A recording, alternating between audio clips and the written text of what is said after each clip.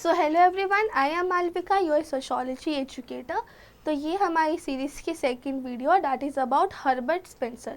तो सबसे पहले हमें हर्बर्ट स्पेंसर को देखना चाहिए कि इनका लाइफ स्पेन क्या था। तो he was born in 1820 and उसके बाद अगर हम बात करें कि व्हेन ही डाइड इन 1903। ठीक है।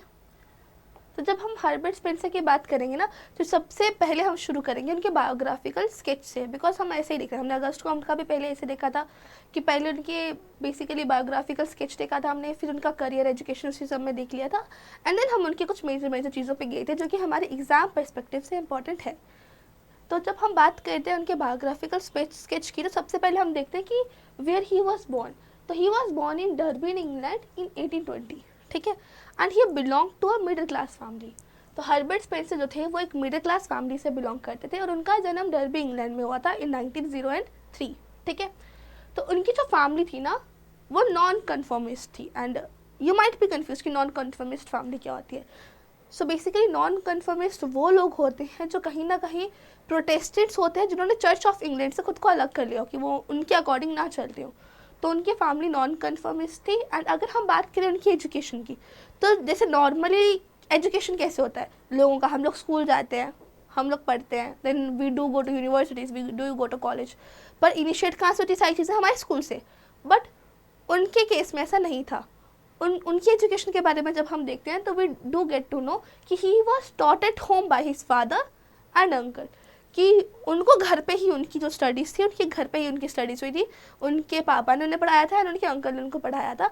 एंड उनकी ट्रेनिंग काफ़ी ज़्यादा हुई थी मैथमेटिक्स में। ठीक है। नेक्स्ट हम लोग देखते हैं उनके करियर पाथ। तो हम लोग देखते हैं कि कैसे उन्होंने अपने करियर स्विच किए एक्चुअली। पहले वो एक सिविल इंजीनियर थे रेलवेज के लिए, फिर he switch to being an editor for a magazine. उस मैगजीन का क्या नाम था? The economist. एंड देन उन्होंने क्या किया, ये सब चीज़ें छोड़ के त्याग कर he became an independent writer and a scholar. ठीक है। तो हम देखते हैं कि पहले वो कैसे एक सिविल इंजीनियर थे, फिर वो एक एडिटर बने, एंड देन वो एक स्कॉलर की लाइफ में आ जाते हैं। तो अगर हम बात करें इनकी कुछ इंपॉर्टेंट बुक्स की, तो सबसे पहली जो इंपॉर्टेंट बुक्स है डैट इज सोशल स्टैटिक्स। तो नॉट टू लाइक फॉरगेट कि हमने social statics and social dynamics देखा था अगस्त कॉम्ट में। बट अगर क्वेश्चन बनता है कि सोशल स्टैटिक्स बुक किसकी है, तो that is not of Auguste Comte, that is of Herbert Spencer and he published it in the year 1850। ठीक है, याद रखोगे। उसके बाद उनकी बुक थी द स्टडी ऑफ सोशोलॉजी, जो 1873 में आई। And then principles of sociology करके उनका पूरा कोर्स था, जिसमें कुछ सर्टेन वॉल्यूम्स थी, और वो 1876 से 96 के बीच में पब्लिश हुई थी सब। ठीक है। एंड अब हम आते हैं उनके बायोग्राफिकल स्केच से अगले स्टेप पे कि उनके क्या क्या मेजर कॉन्सेप्ट है जो हमें समझने इंपॉर्टेंट है उनको समझने के लिए। तो सबसे पहली चीज़ आएगी, ही टॉक्ड अबाउट एवोल्यूशन। तो ये तो सबको पता है कैसे चार्ल्स डार्विन से वो इन्फ्लुएंस थे, तो वो भी हम आगे देखेंगे। But the major thing is कि वो एवोल्यूशन के बारे में बहुत ज़्यादा बात करते। तो जो हमारे थिंकर हर्बर्ट स्पेंसर है, he talked about evolution a lot. So पहले उन्होंने एवोल्यूशन का बताते हुए कहा कि कैसे एवोल्यूशन का प्रोसेस कैरी फॉरवर्ड होता है, कैसे काम चलता है एवोल्यूशन का। तो सबसे पहले उन्होंने बोला कि things do move from simplicity to organised complexity.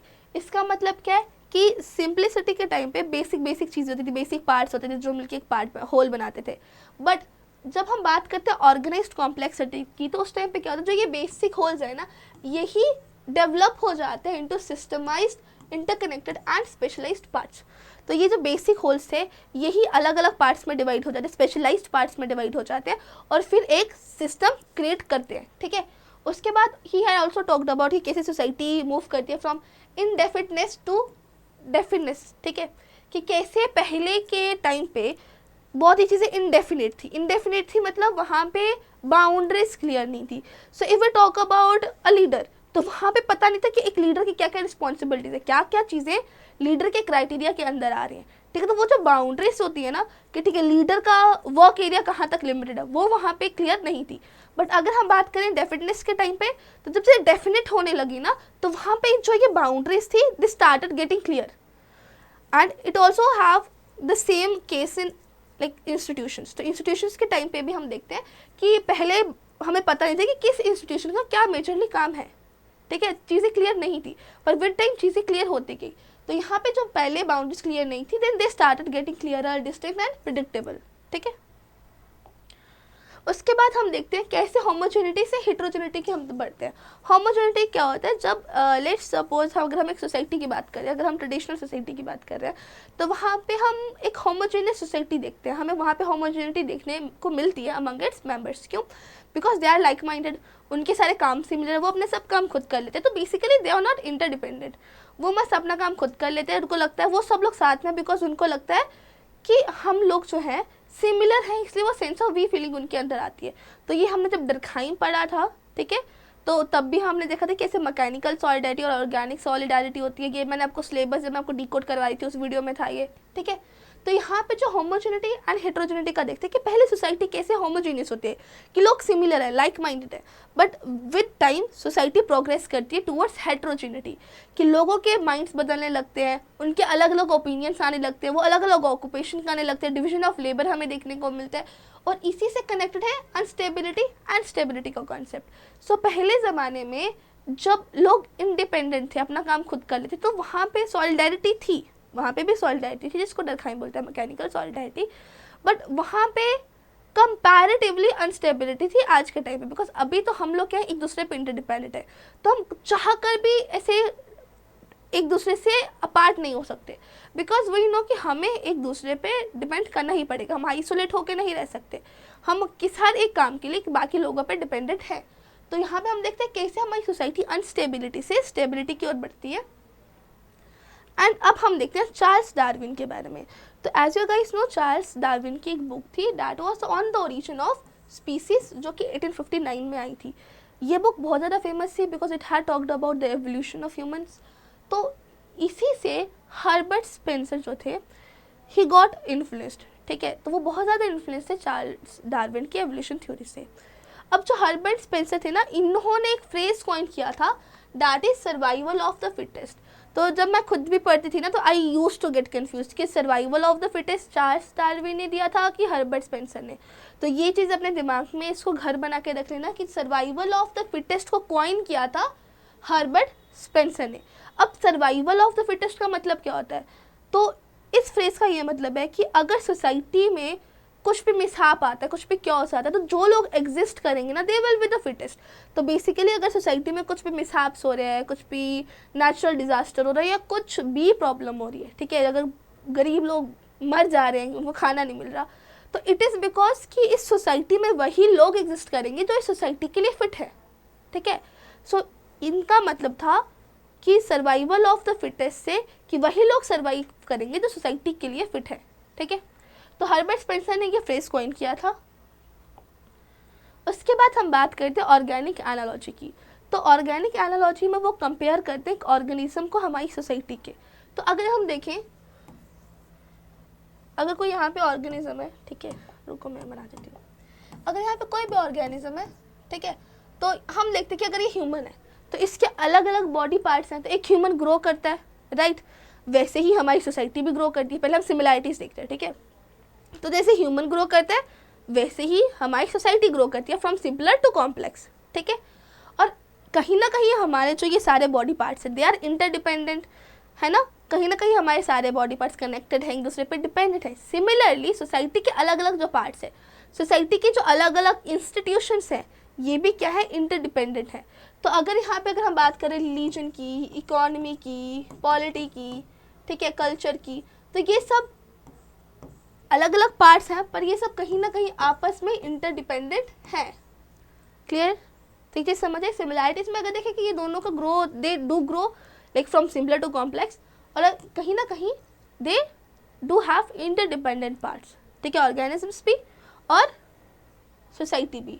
But अगर हम डिफरेंस की बात करें, उन्होंने ऑर्गेनिक एनालॉजी के बारे में बताया, पर उन्होंने एक डिफरेंस भी पॉइंट आउट किया कि ऑर्गेनिज्म में हम क्या देखते हैं कि अगर एक ह्यूमन है तो यहाँ पे हमारे अलग अलग पार्ट्स जो हैं, अलग अलग बॉडी पार्ट्स हैं, वर्क करते ताकि हमारी होल बॉडी सिस्टमैटिकली फंक्शन कर पाए, right. But in case of society, हमारी सोसाइटी एग्जिस्ट करती है ताकि हमारी अलग अलग सोसाइटी के पार्ट्स एग्जिस्ट कर पाए, ठीक है, वो प्रॉपरली फंक्शन कर पाए। तो अगर हमारे अलग अलग पार्ट्स को, दैट इज इंस्टीट्यूशंस को, सोसाइटी के अलग अलग इंस्टीट्यूशंस को प्रॉपरली फंक्शन करता है, इसलिए हमारी सोसाइटी एग्जिस्ट करती है। तो यहाँ पर डिफरेंस हमें क्या देखने को मिलता है कि parts are existing for the benefit of whole in case of organism, but in case of society the whole society exist for the benefits of the parts that is our institutions. ठीक है, am I clear with it? इसीलिए उन्होंने बोला था कि जो हमारी सोसाइटी है it is a super organic entity. तो अगर पूछा जाए एग्जाम में कि सोसाइटी को सुपर ऑर्गेनिक एंटिटी किसने बोला था, तो इट वाज हर्बर्ट स्पेंसर। ठीक है, एंड नेक्स्ट हम बात करते हैं कि उन्होंने कैसे अलग अलग टाइप्स की सोसाइटीज़ के बारे में बताया था। तो here talked about evolution of societies, कि कैसे सोसाइटी इवॉल्व करती है। तो जो सबसे पहला हमें देखने को मिलता है that is on the basis of composition and complexity, कि सोसाइटी किस चीज़ से कंपोज हो रही है प्लस और उनकी कॉम्प्लेक्सिटी का लेवल की, इसके बेसिस पर उन्होंने 4 टाइप्स दी थी। कितनी टाइप्स दी थी? 4 टाइप्स दी थी, जिसमें सबसे पहली टाइप थी सिंपल सोसाइटी। सबसे पहली टाइप क्या थी? Simple society. ये वो टाइप की सोसाइटी थी जहाँ पे हमें कोई फॉर्मल हेड देखने को नहीं मिलता है, ना ही हमें कोई स्टेबल लीडरशिप देखने को मिलती है। इसलिए यहाँ पे जो बेसिक यूनिट थी वो एक फैमिली होगी। तो बेसिकली हम देखें कि when it comes about simple society, यहाँ पे कोई फॉर्मल हेड या स्टेबल लीडरशिप हमें देखने को नहीं मिलती है, और जो बेसिक यूनिट होती है that would be of family. And अगर हम बात करें कंपाउंड सोसाइटी की, तो सिंपल सोसाइटीज मिलकर कंपाउंड सोसाइटी बनाती है, एंड इसकी बेसिक यूनिट हमें देखने को मिलती है clans. And then comes doubly compound society. तो जब कंपाउंड सोसाइटीज मिलकर, बहुत सारी कंपाउंड सोसाइटीज मिलकर एक डबली कंपाउंड सोसाइटी बनाती है, एंड इसकी basic unit would be tribe. And next हम लोग देखते हैं ट्रिपली कंपाउंड सोसाइटीज़। तो यहाँ पे हमें देखने को मिलता है जब डबली कंपाउंड सोसाइटीज़ बहुत ज़्यादा आगे एक एग्रीगेट, बेसिकली ये डबली कंपाउंड सोसाइटीज़ का एग्रीगेट होता है। जब डबली कंपाउंड सोसाइटीज़ एक साथ आके एक सोसाइटी का फॉर्मेशन करती है, उसको हम क्या बोलते हैं? ट्रिपली कंपाउंड सोसाइटीज़। एंड ये सबसे ज़्यादा कॉम्प्लेक्स फॉर्म मानी गई है सोसाइटीज़ की, और यहाँ पे बेसिक यूनिट क्या रहता है? हमारे नेशन या स्टेट। ठीक है, तो इसके अलावा he had also talked about military society and industrial society. ठीक है, तो मिलिट्री सोसाइटी के बारे में उन्होंने क्या बोला था कि ये ऐसी सोसाइटीज़ हैं जिनका काम है ऑफेंसिव या डिफेंसिव वॉरफेयर में पार्टिसिपेट करना, चाहे तो हमें अपने नेशन को बचाने के लिए पार्टिसिपेट करना या तो दूसरे के नेशन पे हमला करना। तो ऐसी सोसाइटीज़ को हम बोलते हैं military societies. But if we talk about industrial societies, इनका काम होता है कि पीसफुली प्रोडक्ट करना और म्यूचुअल एड प्रोवाइड करना। मिलिट्री सोसाइटीज़ में कंपल्सरीली हमें बोला जाता है कि you guys have to cooperate. ठीक है, कंपल्सरी है कि आपको कॉपरेट करना ही करना है। बट इंडस्ट्रियल सोसाइटी में इट्स योर चॉइस कि आपको कॉपरेट करना है नहीं करना है। तो वॉलेंट्री कॉपरेशन है कि आपको कॉपरेट करना है तो आप आइए कॉपरेट कीजिए, पर मिलिट्री सोसाइटीज़ में कंपल्शन है वो चीज़। ठीक है, और अगर हम मिलिट्री सोसाइटीज़ की बात करें तो वहाँ पे जो अथॉरिटी है वो सेंट्रलाइज्ड है, कि जो सारी पावर है, सारी अथॉरिटी है एक इंडिविजुअल या एक ग्रुप ऑफ इंडिविजुअल्स के पास है। बट अगर हम इंडस्ट्रियल सोसाइटी में देखें, जो हमारी अथॉरिटी है दैट इज़ कंपैरेटिवली डिसेंट्रलाइज्ड। ठीक है, and apart from this military societies में हम देखते हैं कि जो भी हमारी मार्केट है वो स्टेट कंट्रोल होती है, कि स्टेट ज़्यादातर चीज़ें कंट्रोल करती है मार्केट की। ठीक है, बट अगर हम बात करें इंडस्ट्रियल सोसाइटी की, तो यहाँ पे हमें लेसेस फेयर का कॉन्सेप्ट देखने को मिलता है that is free market. Basically यहाँ पे स्टेट का इंटरवेंशन ना के बराबर होगा। ठीक है, मार्केट अपने अकॉर्डिंग लाइक स्टेबिलिटी क्रिएट कर लेगी इनविजिबल हैंड के थ्रू। तो ये है मिलिट्री और इंडस्ट्रियल सोसाइटी के बीच का डिफरेंस। सो आई होप आपको हर्बर्ट स्पेंसर भी अब क्लियर होंगे, और आपके एग्जाम पर्सपेक्टिव से इतना ही इम्पोर्टेंट था। तो मेक श्योर आप इन सब चीज़ों को नोट डाउन कर ले। मैंने हैंड रिटन फॉर्म में ही लाया था, तो it would be easy for you guys to make notes. तो आप अच्छे से नोट्स बनाना, एक पेज पे बनाना, and yeah that's it. So yeah bye bye, take care.